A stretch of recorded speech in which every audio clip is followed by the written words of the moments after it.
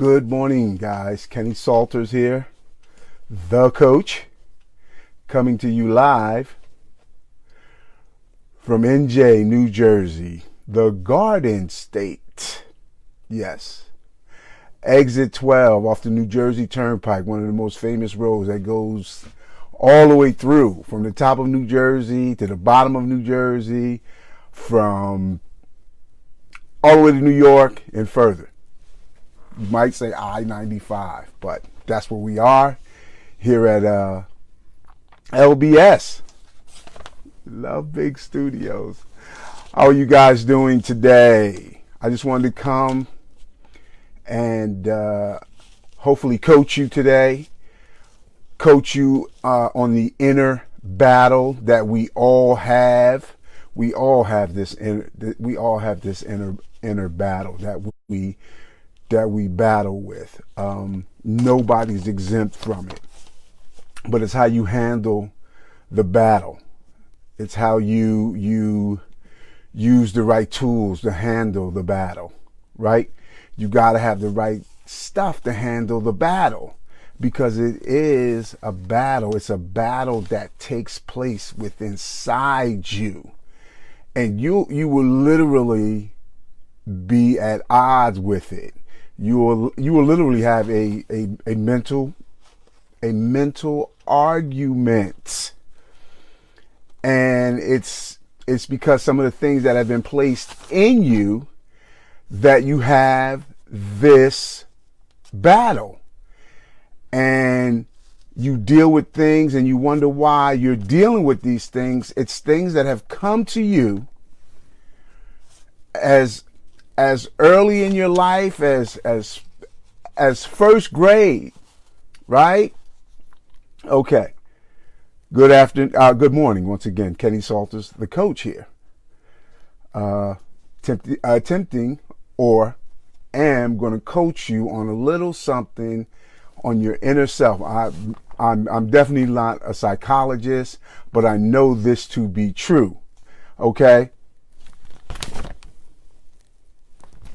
We got a little notes today. We're usually outside, or we're usually headed to the gym, but I kind of felt, number one, it's kind of cold out here in New Jersey, but that doesn't stop me. That doesn't stop me. I just wanted to sit down and kind of talk with you on this subject. In my last video, I talked about what are you putting into your mind? What are you absorbing? What are you educating yourself with? Your self-education is very important. Things that you need to overcome. If you're not putting things in there, then you will not overcome what you need to overcome to be successful. Okay. What type of information are you allowing in your mind, in your soul? Right? In your soul. What are you putting in there? Right? What are you putting in that soul? And the soul is where your will and your emotions are housed. Right? Right there. And the things that you're putting in there causes your emotions to react, right? How like buttons that are pushed. These things, these emotions that come up, how did they get there? When someone says something to you that really doesn't sit right with you, your emotions, if they're not in check, they will dictate to you what your response will be. And just a quick side note, this morning I was with my daughter, and I was giving her a ride to work, and she said that it was her regular day to go to work, but they had given her the day off, or she had taken the day off. And I spoke with her, and I said, if it's in your power, you need to do what you need to do. If you need this extra time and this extra money and you're not really doing anything, go ahead and do that. So lo and behold, she said, I'll let you know, Dad. So she spoke with one of her supervisors. And as she approached her supervisor gave her this look like, here we go again, like, what do you want? And my daughter is thinking, like, here we go again. Why do I have to deal with this? I'm dealing with XYZ.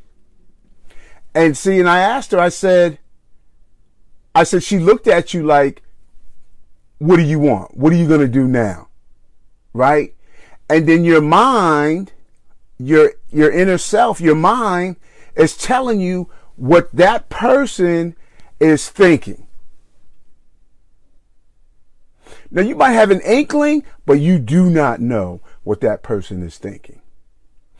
And when they have you in that manner, when they have you in that inner battle, thinking that you know what they're saying, they have taken the power away from you. They have taken the power away from you. Because now what you want to do, first you look at that, you observe that, and then you start with this inner battle, and now you're explaining things as opposed to saying, you know what? I know that there's some overtime that has come up, and I'd like to put my name down for overtime. And that's it. That's it. That's it. How you present yourself. Number one, how are you presenting yourself? And number two, you don't have to go out into a long, drawn out dissertation, because the supervisor already knows I can do this for you, or I can't do this for you. So the answer that she got, because she presented it the way she did, was, okay, email. That's what they do nowadays in the office. They email one another. They don't even, anyway. So I'll email me and remind me. So she told me, I emailed her, and within 30 seconds, she had already gave her the answer. But when she saw her face to face, she was giving her, I have to look into it. I have to see this. I have to see that. Knowing that I can do this for you. But I'm sitting here with this power, and you gave me this power. You gave me power to kind of dictate like that, as opposed to saying, okay, how about this? Okay, I'll put you down. If anything comes up that you can't, I'll let you know. See? You can't give people the power. And that inner battle, the inner battle that you're having in your psyche is telling you what other people are saying. We have to get over that. We have to get over that. Right? And when we do that, in our psyche, in our soul, in our mind, then our emotions start to dictate things. Our emotions dictate things. So we have to find a way to go higher than the soul, than your psycho, in Greek, suke, is running things. Right? We have to get over that. We have to get over that. And it's those things, those little things that you've grown up with, right? The little things that you've grown up with, little sayings that you've grown up with, traumatic experiences have a great effect on your psyche, on your soul. A traumatic experience. I'm going to tell you this one story about myself. And this I'm going to say this. We just did a 40-year reunion. Was it 40? Yeah.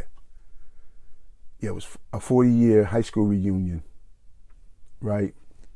Now, this took place, the story that I'm going to tell you took place in first grade. Right? Now, we're talking about a traumatic experience, a trauma, how trauma affects you. And I believe all of us have a story about trauma that has affected us here, and we still kind of carry it around, and it kind of dictates things to us. So I was in first grade, right? First grade. And I must have been a talker, a wise guy.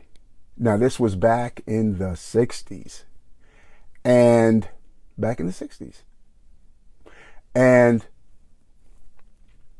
this teacher, you know, all the authority that a teacher has and things like that, right? I guess she told me to stop talking. I can't even remember how this took place, but I can remember this. The outcome was that she put tape over my mouth. First grade, 5, 6 years old, tape over my mouth. Right? In front of my classmates. I think that's when different things started kicking in. Right? Hatred, resentment, embarrassment, shame, right? All this took place because of that. Could have been handled differently? Of course. Was it traumatic? Yes, it was. I just explained to you. Hurt. It was a wound, an open wound. And still to this day, if anybody even talks, oh, well, I'm going to put some tape over your mouth. I don't care who the kid is. I don't care who the child is. You're not going to do that in my presence because I know what that can do. I know what that can do. See, it may not affect you then, but as you go on, then you kind of judge things like that. You judge authority like that. And then you keep that there, and then you wonder why you never move up because of traumatic experiences in your life. Traumatic. They hurt. Right? And again, I am not a psychologist or psychiatrist. I am not. Right? But that emotional shock that creates substantial and lasting damage to your psychological development. Yes. And it leads to neuroses. I'm not trying to get deep, but I want you to understand some of the thinking that we're doing here. The thinking that we're doing here is out of neuroses. Out of neuroses, conditions of the mind, right? PSD, post-traumatic syndrome, neuroses, trauma, inner battle. We try to fight that. Inner battle. We're fighting these things. And it may not be as detrimental as that, as PSD, but you've had it yourself. You've had traumatic experiences yourself, and they are causing you to make decisions in your family, your finances, the way you think about finances, the way you think about money, the way you think about your job, the way you think about a lot of things comes from those inner battles. It comes from those neuroses. that you have to grab a hold of. And there's only one way to grab a hold of that. You have to replace those traumatic events. You have to use those traumatic events to your advantage. You have to now start developing yourself. When you here's another one. Here's another story. Right? Now I'm driving. I'm not going to say, but I'm driving and I'm like, these people, they can't drive. Why do they drive like that? They just pull out in front of you and they slow down. These people do this. And then the kicker was I'm driving and this kid comes out. I'm going through the intersection. I'm coming toward the intersection. I'm doing pretty good. I'm doing like 35, 40 miles an hour, legal speed limit. And the guy's sitting there and I'm like, no, he's not. No, he's not. No, he's not. No, yes, he did. He pulled right in front of me. Right?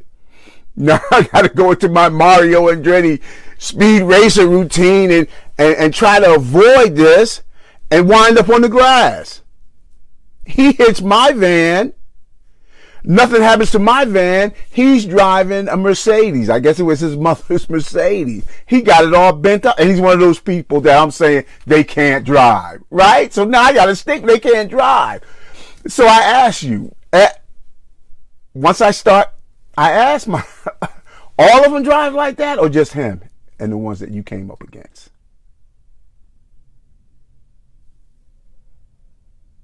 See, we preconceived notions. Preconceived notions. We got to get a hold of this psyche. We got to get a hold of this psyche. I read this book. It's backwards, I know. It's Tony Dungy. The Quiet Strength. Right? And so I've been reading, and yesterday I was looking at one of those NFL stories, and it was about Warren Moon and what he went through. The things that he saw, the things that he had to endure. I'm not going to bore you with a very long story. But he had to overcome stigmas. He had to overcome his own thoughts about how people think about him. He had to overcome all that and became one of the greatest quarterbacks the NFL has seen. And the NFL did not want him in the league. He wound up in the Canadian League for like 6 years. And then when he came back, everybody wanted him, and at that time I think it was like $6 million, the most money any quarterback, anybody in the league had gotten. But he was still that kid that came out of college. Colleges didn't want him. He wound up at a junior college. They saw he was still doing this thing. He wound up in Washington State. He wound up there playing football. Tremendous career, won the championship and everything. He's been doing that. But those are the type of things that he had to overcome. He had to overcome those stigmas. Guys, we got to overcome those stigmas. We can't allow those stereotypical things to play on our psyche so much that it belittles us. It takes us down and has us, you and me, as entrepreneurs, business owners, workers, it has us pushing ourselves down so that we're not shining, so to speak, that we're just trying to fit in with society, right? And instead of the gift that was given to us. And you have to keep working at the gift that was given you. And you can't doubt the gift that was given you, even when others are speaking against you, when they're speaking negative. See, though that's a traumatic experience. That is very traumatic. That's a traumatic experience. But you have to keep going. You have to dig deep down inside you and continue to go on. I want to one more story, guys. One more story. It was during the 60s again. It was during the 60s. And this gentleman went to the Marines, black guy, went to the Marines, and it can happen to anybody. I'm just take the story. It's not about color, it's about the story. So he and 3 other friends, man, they're in Paris Island, and the drill sergeants, we know they're tough. The Marines are tough. And in the 60s, the drill sergeant is riding these guys to the point that, you know what, we're gonna take him out. We're gonna be rid of him. So that night, when the 3 friends got together and said, you know what, we're gonna do this now. We're gonna take him out now. We're gonna do it now. We're gonna kill him tonight. So one of the friends comes up and says, hey, listen, that's what they want us to do. They want us to hurt him or do something not smart so they can say, see, we told you, that's the way they are. That's the way they are. So he said, instead of doing that, let's reverse it. Let's reverse it. Every time they say, all right, I want 50 push-ups. After you just got finished doing 50 push-ups with the squad, with the platoon, then they come up with, give me 50 more. We do our 50, and when we get up, we say, can we have 50 more? Now that's playing on your psyche and their psyche. And his ultimate goal was to be a drill sergeant. After coming through Paris Island, through boot camp, and through his career, he wound up being the sergeant over all the drill sergeants in the Marines. His last name is Bauer. Right? Because he changed his position. They changed their position. They changed their mindsets. They took that negative energy, which they could have sat in and could have ruined them, or could have just worked on their mind. See, when people work on your mind, they work on your mind and they leave and they think no more about it, but it's still on your mind. It's still eating you up. And it's causing all kind of health problems also. Threw that in there for you. But we have to overcome this by doing things like this. This is my new one. I'm going to flash it before you because I really just started it. And it is an excellent book for business, entrepreneur, for general people. Right? We'll talk about it more. But I'm like on chapter 2, and it's already changing my thought processes along with other things. So your thought process has to change if you want to be successful. If you want to kind of foster that success that's been put in you and start finding out success principles instead of negative principles, and keep feeding yourself negative principles and feeding yourself negative principles and allowing other people to feed you negative principles until you begin to say, yeah, you're right, that's who I am. That's who I am. And then that inner battle, that's where your inner battle is happening. Your inner battle is battling with you through those negative, through those traumatic hurts that you've had, through those incidences that you have that you continue to mull over, if that can have the effect on you, what do you think positive thinking can have on your psyche?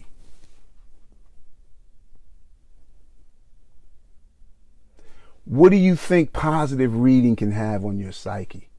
And not just reading, you have to activate. Activate. You do. You have to activate. You have to act on what you've heard. I've been acting on this. If you want to turn your life around, so that you can see, you have to win the inner battle.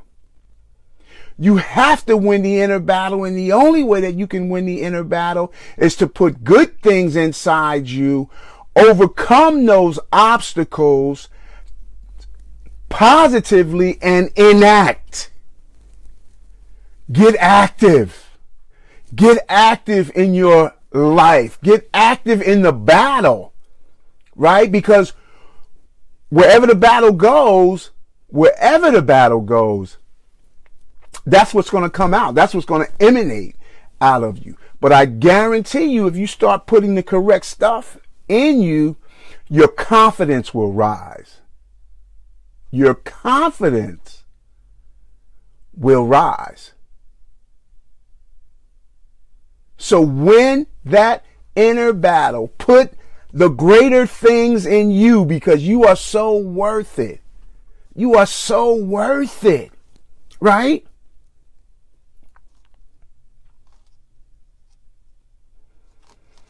So remember,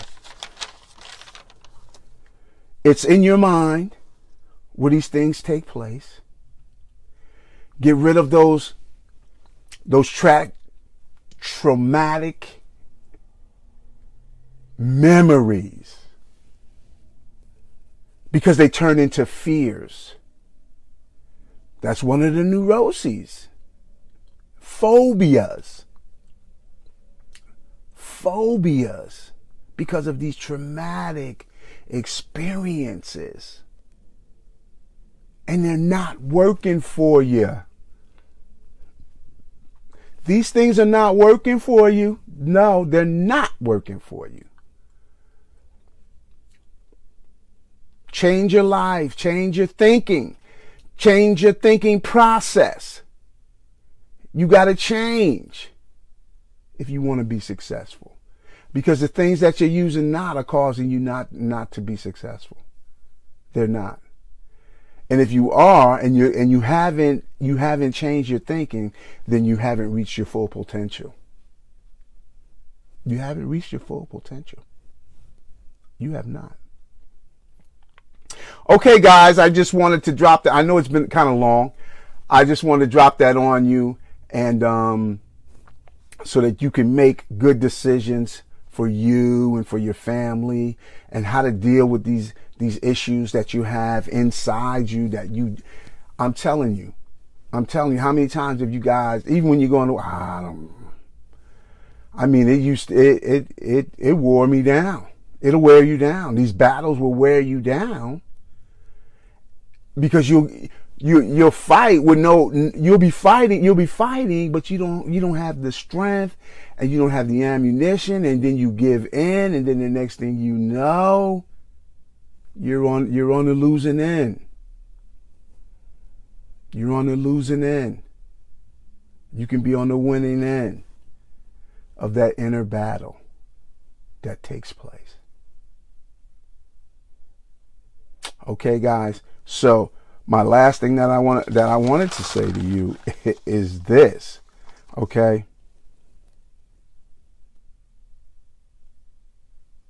Turn the TV off.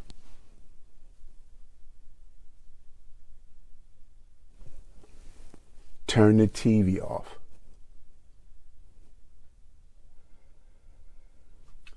Discipline yourself. When you get up in the morning, what are you doing? I'm brushing my teeth, I'm combing my hair, and all the way to my car, all the way to my job, all the way to the office, all the way to my business.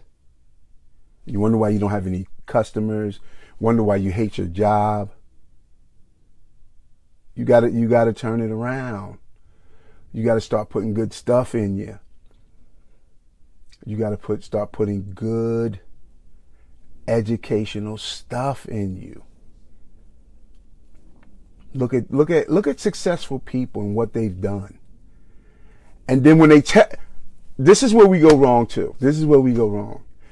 We read biographies, we read people's what they went through before they got successful, the work they had to put in, guys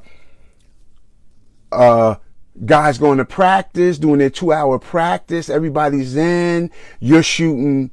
The guy tells you, man, I shot over 200 free throws after practice, 300 free throws, another hour and a half after practice.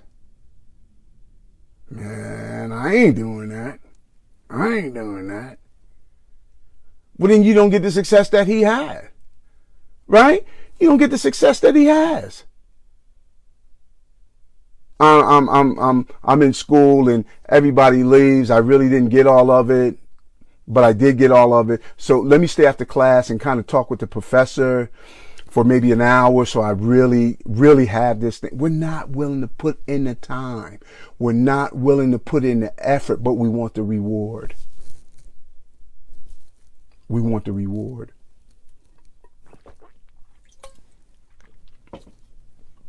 So the tip for the day is turn that TV off. Turn the TV off. That is the worst offense. That is the worst offense. That's our worst offense. If we don't do that. What offense or what was the defense? Turn the TV off. That's the worst offender. How about that? Is that TV? Man, we sit there and next thing you know, man, I'm gonna watch this show, I'm gonna watch that show. Man, you're 3 shows in, you're 3 hours in. And then if you're a home-based business, that's 3 hours gone. That's 3 hours gone. So we gotta turn that TV off, turn it off, and then turn on some self-improvement. Work on yourself. Invest in yourself. Invest in yourself. Especially you home-based business people. You got to invest in yourself.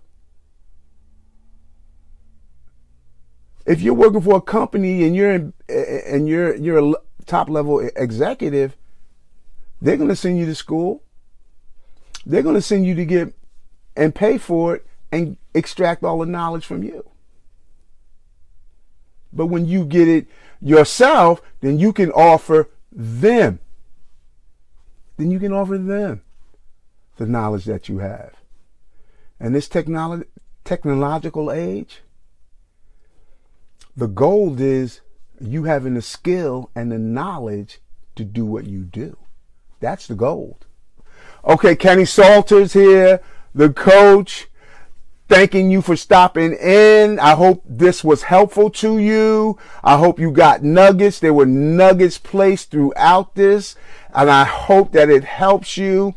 And I'll see you at the top. Have a great day. Kenny Salters, the coach. Bye now.